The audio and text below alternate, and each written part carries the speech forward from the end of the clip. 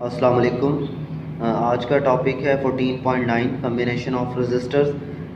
इससे पहले previous chapter में आपने कम्बिनेशन ऑफ कैपेसिटर्स पढ़ा था, जिसमें पैरेलल और सीरीज़ कम्बिनेशन पढ़े थे और उनकी करैक्टरिस्टिक्स देखी थी कि पैरेलल सर्किट में पैरेलल तरीक़ाकार से अगर हम कैपेसिटर्स को कनेक्ट करें तो उस तरह इक्विवेलेंट कैपेसिटेंस क्या आती है, और सीरीज़ में अगर हम कैपेसिटर कनेक्ट करें तो फिर क्या इक्विवेलेंट उसकी कैपेसिटेंस आती है। तो ये जो आज का टॉपिक है ये भी बिल्कुल सेम है, वैसा ही है, लेकिन इसमें कैपेसिटर की जगह बस हम रजिस्टर यूज़ करेंगे, रेजिस्टेंसेस यूज़ करेंगे।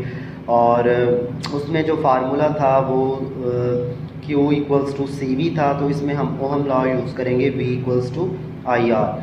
तो इसको डिटेल से स्टडी करने के लिए मैंने इसकी सिंपल फिगर बनाई है और वहाँ से मैं इसको एक्सप्लेन करता हूँ और फिर इसकी हम करैक्टरिस्टिक्स देखते हैं। तकरीबन सारा का सारा सेम है, बस कैपेसिटर की जगह रेजिस्टेंस हमने यूज़ करना है, सी की जगह आर यूज़ करेंगे।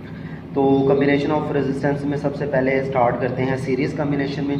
सीरीज़ कम्बिनेशन एक ऐसा कम्बिनेशन है जिसमें हम रेजिस्टर्स को एंड टू एंड जॉइन कर लेते हैं, यानी एक रेजिस्टर का जो एंड पॉइंट है उसको दूसरे के एंड पॉइंट से कनेक्ट करके और फिर फाइनली जितने भी हैं, दो या दो से ज़्यादा जितनी भी रेजिस्टेंस आपने कनेक्ट करनी है उसको एक लाइन में सीरीज़ में कनेक्ट करना है और एंड पॉइंट्स को दो रेजिस्टर्स के जो एंड वाले रेजिस्टेंस हैं उनको बैटरी से कनेक्ट कर देना है थ्रू स्विच की। तो ऐसा करने से अब आप इस फिगर में देखें कि जो करंट फ्लो करने का पाथ है वो एक ही है। इसका मतलब है सब में से जो करंट फ्लो करेगा वो सेम होगा। अगर आई करंट है बैटरी का तो इसमें से भी करंट आई फ्लो कर रहा है, इसमें से भी और इसमें से भी। अब ये जो तीनों रेजिस्टेंसेज हैं ये डायरेक्ट बैटरी से कनेक्टेड नहीं हैं, तो इनके अक्रॉस जो वोल्टेज है वो वी नहीं होगा, इसका डिफरेंट होगा, इसका डिफरेंट होगा, इसका डिफरेंट होगा। अब वो हमने फार्मूले के ज़रिए पता चलाना है कि कितना है, और वो जो तीनों का वोल्टेज होगा वो बैटरी के वोल्टेज के इक्वल होगा। मतलब बैटरी का जो वोल्टेज है 6 है लेट सपोज, तो 6 इन तीनों में डिवाइड होगा।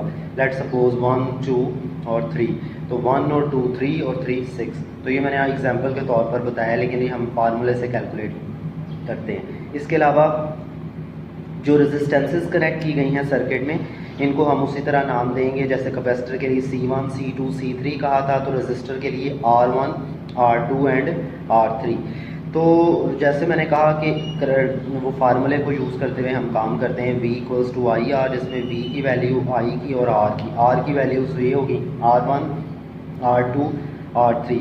और करंट के बारे में मैंने बताया कि करंट का एक ही पाथ है, तो सेम करंट I फ्लो करेगा, वोल्टेज डिफरेंट है। तो वोल्टेज के लिए ohm law V equals to I R, तो V1 तो I R1 resistance R1, V2 I R2 और V3 क्या हो जाएगा I R3। क्योंकि रेजिस्टेंसेस चेंज हैं, करंट सेम है, तो असल में जो बैटरी का वोल्टेज V है वही तीनों में डिवाइड होता है, V1 V2 और V3 बनता है। तो ये फार्मूला लिखा, इसमें V1 V2 V3 की वैल्यूज़ पुट की और I कॉमन आया, तो रिमेनिंग R1 R2 और R3। तो अगर ये हम तीन रेजिस्टेंस हटा के इसके बराबर एक ही इक्विवेलेंट रेजिस्टेंस लगा दें तो उसको हम ऐसे लिखेंगे V equals to I R E Q for equivalent, R1 R2 R3। और इक्विवेलेंट को डिफाइन किया हुआ है कि इक्विवेलेंट असल में तीनों की इक्वल एक रेजिस्टेंस लगाएंगे। तो ये तो तीन के लिए था, लेकिन अगर हमारे पास n नंबर ऑफ रेजिस्टर्स लगे हुए हैं तो फिर हम ये फार्मूला लिख सकते हैं R E Q equals to R1 plus R2 plus R3 plus up to Rn। तो इसका जो इक्विवेलेंट रेजिस्टेंस का फार्मूला है, इससे क्लियरली पता चल रहा है कि अगर हम रेजिस्टेंस को सीरीज़ में अप्लाई करें, सर्किट में सीरीज़ मेथड में जोड़ें, तो जो इक्विवेलेंट रेजिस्टेंस है वो तमाम इंडिविजुअल रेजिस्टर का सम होती है, मतलब वो ज़्यादा हो जाएगी एक इंडिविजुअल रेजिस्टर से, टोटल जो रेजिस्टेंस है। तो ये इसकी करैक्टरिस्टिक हैं। इसके अलावा यहाँ पर तमाम रेजिस्टर्स में से जो करंट है वो क्या होगा, सेम फ्लो करेगा। तो इसकी करैक्टरिस्टिक्स जो हैं ये आपने ऐसे ही लिखनी है जैसे बुक में उन्होंने बताई हैं। ये दरमियान में लाइंस भी आपने शो करनी है, ये लिखनी है total voltage series circuit divide among the, ये जो टोटल वोल्टेज है वो तीनों रेजिस्टेंस में डिवाइड होता है, V1 V2 और V3। तो ये सारा फार्मूले की डेरिवेशन मैंने पेज पर आपको बता दी। तो ये जो टॉपिक है ये भी लॉन्ग क्वेश्चन के लिए बहुत इंपॉर्टेंट है। तो इसमें दोनों कम्बिनेशन पूछे जाते हैं, पैरेलल और सीरीज़ कम्बिनेशन कोई एक भी पूछा जा सकता है, लेकिन आपने इसी तरह अटैम्प्ट करना है जैसे बुक में। इसके बाद है पैरेलल मेथड, लेकिन उससे पहले ये एक एग्जांपल है। असल में इसमें जो फार्मूले यूज़ हुए हैं उसके मुताबिक ये एग्जांपल है। If two resistors of 6 kilo ohm and 4 kilo ohm are connected in series, दो रेजिस्टेंस है, एक को R1 कह दें और एक को R2 कह दें, kilo 10 raise to the power 3 और 4 kilo 4 into 10 raise to the power 3। तो सीरीज़ में लगी हुई हैं सर्किट में, और 10 वोल्ट बैटरी के साथ तीन चीज़ें फाइंड करनी है, बिल्कुल उसी तरह जिस तरह कैपेसिटर वाले न्यूमेरिकल्स किए थे। तो इक्विवेलेंट रेजिस्टेंस निकालनी है, current flowing through each resistor आपने कैलकुलेट करना है, और potential difference across the each resistance. तो जैसे कि पता है आपको कि इक्विवेलेंट रेजिस्टेंस जो है वो क्या है, Req equals to R1 plus R2। तो वो इन्होंने कैलकुलेट कर दी है यहाँ पर। R equals 6 kilo ohm plus 4 kilo ohm, तो 10 किलो ओम आ गई, तो इक्विवेलेंट रेजिस्टेंस आ गई। I के लिए फार्मूला अगर हम ड्राइव करेंगे तो I equals to V by R, तो इक्विवेलेंट रेजिस्टेंस लगाएंगे RE।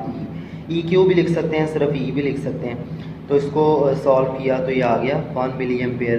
तो इसमें से करंट फ्लो कर रहा है क्योंकि सीरीज़ में है, तो ये तीनों दो रेजिस्टर हैं, तो दोनों में से 1 मिली एम्पेयर करंट ही फ्लो करेगा। और आखिरी जो इसका सी पार्ट है उसमें वोल्टेज कैलकुलेट करना है V1 और V2। तो V1 IR1 और V2 IR2। तो ये इसमें फार्मूले में वैल्यूज़ लगा के 6 वोल्ट और 4 वोल्ट। तो अगर आप ये देखें कि V1 6 है और V2 4 है, तो 6 और 4 कितने 10, तो ये बैटरी के वोल्टेज के इक्वल आने चाहिए थे, जो कि 1 है, 10 वोल्ट बैटरी। इसके बाद आ जाते हैं पैरेलल कम्बिनेशन पर। तो पैरेलल कम्बिनेशन में हम पैरेलल तरीके से कनेक्ट करेंगे, जैसे तीनों रजिस्टर के जो लेफ़्ट पॉइंट्स हैं उनको कॉमन करके बैटरी के पॉजिटिव टर्मिनल से, और राइट पॉइंट्स जो हैं एंड पॉइंट्स उनको बैटरी के नेगेटिव टर्मिनल से कनेक्ट किया गया। तो ऐसा करने से अगर आप देखें कि ये जो रजिस्टर है ये बैटरी से डायरेक्ट कनेक्टेड है, दूसरी पर डिपेंड नहीं कर रही। ये सेकेंड वाली को भी देखें, ये भी बैटरी से कनेक्टेड है डायरेक्टली, और थर्ड वाली भी बैटरी से कनेक्टेड है। सीरीज़ में ऐसा नहीं होता, वो एक रजिस्टर दूसरी के थ्रू कनेक्टेड होती है। तो तीनों बैटरी से डायरेक्ट कनेक्टेड हैं, इसका मतलब है वोल्टेज सेम होगा तीनों का, वोल्टेज या पोटेंशियल डिफरेंस भी सेम होगा। रेजिस्टेंस को नाम उसी तरह R1 R2 R3 दे दिए। अब यहाँ पर तीनों रेजिस्टेंस में से जो करंट के 3 डिफरेंट पाथ हैं, 1 2 और यहाँ से अगर ये 3 डिफरेंट पाथ में से डिफरेंट करंट फ्लो करेगा, तो वो हम फार्मूले से कैलकुलेट करेंगे, जैसे कि ohm law V equals to IR और I equals to V by R। तो पहली रेजिस्टेंस में से जो करंट है I1 V over R1, I2 V over R2, I3 V over R3। तो बैटरी का जो टोटल करंट है I, वही डिवाइड होता है तीनों रेजिस्टर्स में, I1 I2 और I3। इनकी वैल्यू पुट की फार्मूले में, V कॉमन आया तो अंदर 1 over R1 1 over R2 plus 1 over R3। तो अगर ये जो रेजिस्टर्स के रेसिप्रोकल्स का सम है, इसकी इक्विवेलेंट लगा दी जाए तो वैसे लिखेंगे हम। और ये इक्विवेलेंट किस तरह इक्वल होती है, 1 over R equivalent equals to 1 over R1 plus 1 over R2 plus 1 over R3। और अगर n नंबर ऑफ कैपेसिटर्स लगे हों तो रेजिस्टर्स लगे हों, तो फिर 1 over R1 plus 1 over R2 plus 1 over R3 plus up to 1 over Rn। तो इसमें आप देख लें कि इक्विवेलेंट रेजिस्टेंस जो रेसिप्रोकल का सम है। इसका मतलब है ये जो रेजिस्टेंस अगर हम पैरेलल की इसमें कनेक्ट करें, तो जो टोटल रेजिस्टेंस होती है सर्किट की वो कम हो जाती है, सीरीज़ में ज़्यादा हो जाती है और पैरेलल मेथड में कम हो जाती है। तो ऐसा सर्किट जहाँ पे हमें कम रेजिस्टेंस रिक्वायर्ड है तो हम पैरेलल कम्बिनेशन में कनेक्ट करते हैं, सेम वोल्टेज रिक्वायर्ड है तो पैरेलल में कनेक्ट करते हैं। अगर आपको सेम करंट रिक्वायर्ड है तो हम जो रेजिस्टेंसेस हैं उनको सीरीज़ में कनेक्ट करते हैं। तो इससे रेलेवेंट जो एक्सरसाइज का क्वेश्चन है वो मैं आपको बताता हूँ। यहाँ तक हमने क्वेश्चन कर लिए थे difference between conductor and insulator last topic में। तो उसके बाद एनर्जी, ये वाला क्वेश्चन अभी नेक्स्ट आगे हमने करना है, और ये DC AC वाला भी करना है। ये क्वेश्चन है इससे relevant, discuss the main feature of parallel combination. तो इसमें पैरेलल पूछा तो सीरीज़ भी पूछ सकते हैं, तो आपने दोनों तैयार करने हैं। और ये बल्कि नीचे पूछ लिया, determine the equivalent resistance of the series combination of the resistor. तो ये पैरेलल के बारे में क्वेश्चन है और ये सीरीज़ के बारे में, दोनों लहदा से हैं। तो ये जैसे बुक पर लिखे हुए हैं इसी तरह आपने अटैम्प्ट करने हैं।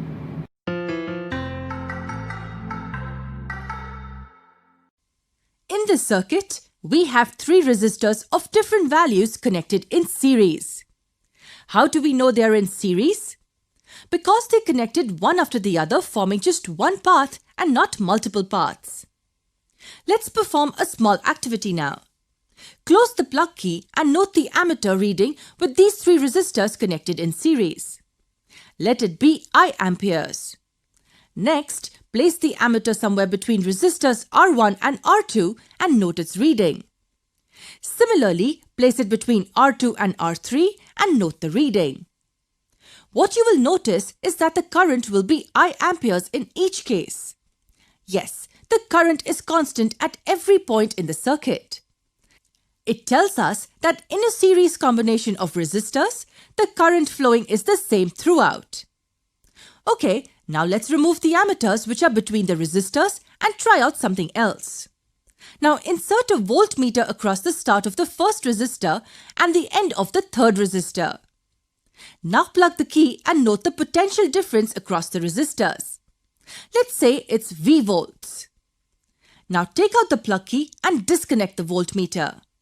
Now we insert 3 voltmeters in the circuit like this, one across each of the resistors. Now we plug the key and measure the potential difference across each of the resistors. You will notice that the potential difference across each of the resistors is different. Let's call them V1, V2 and V3 respectively. Even though the voltages are different, you will notice that the potential difference V will be equal to the sum of the potential differences V1, V2 and V3. This helps us derive something very important. Look at the entire circuit first. The potential difference is V volts and the current flowing through it is I amperes. Let's say these 3 resistors together form a resistance R ohms. We still don't know what R is, but we've just assumed all 3 together to provide a resistance of R ohms in this circuit. So according to Ohm's law, we can say that the V is equal to I times R. This was the entire circuit. Can you try applying the Ohm's law to each resistor separately? It's easy. For the first resistor, the potential difference is V1 volts.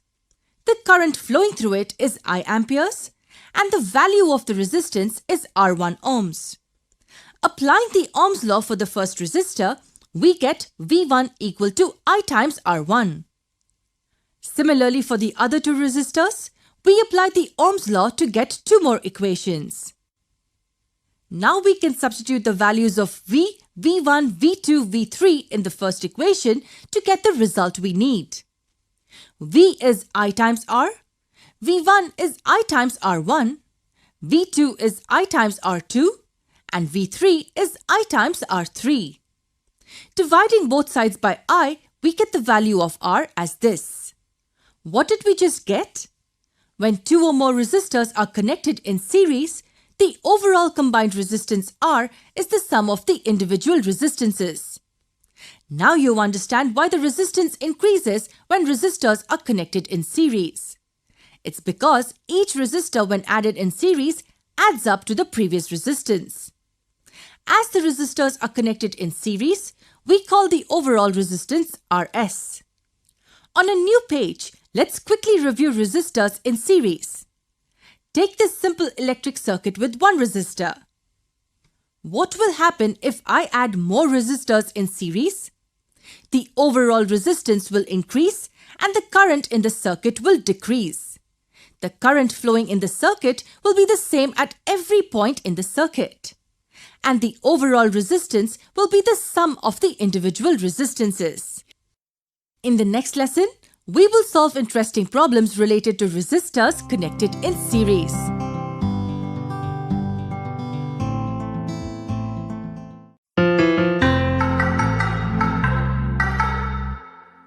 इस circuit में हमारे पास parallel में जुड़े अलग अलग values के 3 resistors हैं। हम क्यों कहते हैं कि वो पैरेलल में जुड़े हैं? ऐसा इसलिए क्योंकि सभी रेजिस्टर्स के स्टार्ट और एंड पॉइंट कॉमन हैं। चलिए इन पॉइंट्स को X और Y कंसिडर करते हैं। यहां हम देख सकते हैं कि सभी रेजिस्टर्स में 2 कॉमन पॉइंट्स या नोड्स हैं। याद रखें, पोटेंशियल डिफरेंस हमेशा 2 पॉइंट्स के बीच मेजर किया जाता है। अगर 2 पॉइंट्स कॉमन है तो इसका मतलब है कि हर एक रेजिस्टर के अक्रॉस पोटेंशियल डिफरेंस समान होगा। अगर आप सर्किट को ध्यान से देखेंगे तो आप पाएंगे कि पॉइंट्स X और Y न सिर्फ हर एक रेजिस्टर के लिए कॉमन है बल्कि बैटरी के लिए भी कॉमन है। तो अगर पोटेंशियल डिफरेंस बैटरी के अक्रॉस V वोल्ट्स है तो हर एक रेजिस्टर के across potential difference V volts ही होगा। आप एक वोल्ट मीटर ले सकते हैं और हर एक रेजिस्टर के अक्रॉस पोटेंशियल डिफरेंस को मेजर कर सकते हैं। आप देखेंगे कि अगर बैटरी में 5 वोल्ट्स का पोटेंशियल डिफरेंस है तो हर एक रेजिस्टर के अक्रॉस पोटेंशियल डिफरेंस 5 वोल्ट्स ही होगा। और हर एक रेजिस्टर के अक्रॉस करंट क्या होगा? चलिए सर्किट में फ्लो होने वाले करंट को I कंसिडर करते हैं। तो ब्रांच R1 में फ्लो होने वाला करंट कितना होगा?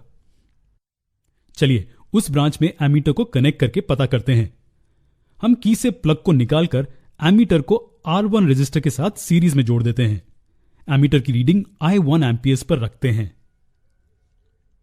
इसी तरह हम दूसरी और तीसरी ब्रांचेस में फ्लो होने वाले करंट I2 और I3 को मेजर करते हैं।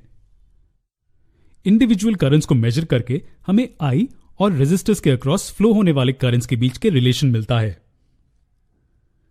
टोटल करंट I रेजिस्टर्स में फ्लो होने वाले करंट्स के सम के बराबर है। लेकिन हम वास्तव में क्या खोज रहे हैं? जी हां, हमें इन पैरेलल में जुड़े रेजिस्टर्स के अक्रॉस ओवरऑल रेजिस्टेंस पता करना है। चलिए ओवरऑल रेजिस्टेंस को RP कंसिडर करते हैं।